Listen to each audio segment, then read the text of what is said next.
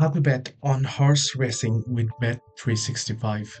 Hello everyone, welcome back into the channel. In this video today, I'll guide you through steps on how you can bet on horse racing on bet365.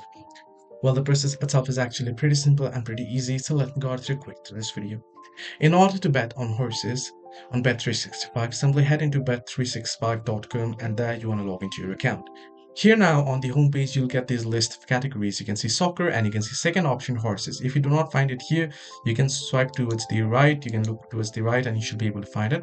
However, if you are unable to find it here at the left hand side on trending, you should be able to see the horse races. You can see horse icon here and you can see next races. You can click on it and you can open up the races here. Either here, if you don't find it here, you'll find it here, tap on horses. If not, you can also use the search icon and you'll be able to see the horse.